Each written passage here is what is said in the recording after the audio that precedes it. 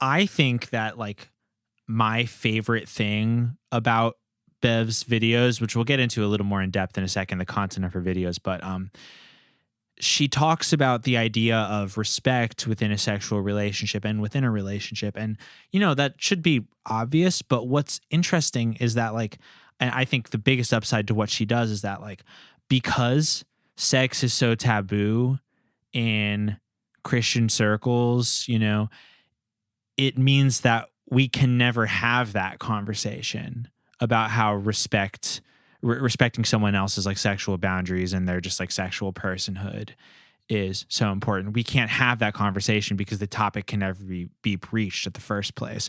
So you leave this whole blind spot by ignoring that. So it's like, I don't know, like there's a part of me, like the like sort of conservative part of me, maybe the part that's like internalized those Christian values over the years, wants me to be like, Bev, you can't just say do anything just because you think it feels good. Like, what's the point? But then I think more about it and I'm like, well, it's good that someone is saying these things, because absent of someone who is saying these things, there's no one who's going to start the conversation of sexual respect from a Christian perspective, you know? Yeah. Right. And then even when a couple is married, then they like don't know the beginning of the conversation. Right. Because they never had it.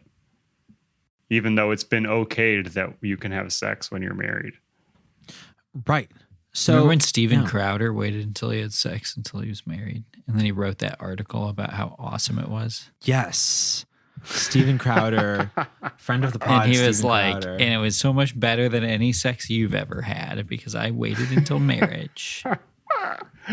So one of the most embarrassing things a human being has ever committed to paper. Ugh. I have to find it. Can we get him on the podcast? I would love to. Oh my God. I have to find.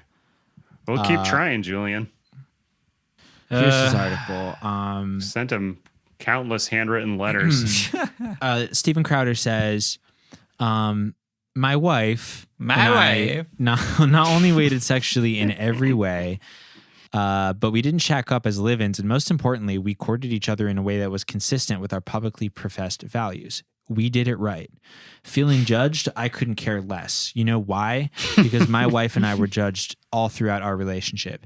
People laughed, scoffed, and poked fun at the young, celibate, naive Christian couple. Who are these people that he's like going around being like, yeah, we don't have sex? Yeah. They're probably making fun of him for talking about it so much. Right. And he goes on to say that like men who made fun of him being abstinent had fickle manhood tied to their pathetic sexual conquests, and they felt threatened.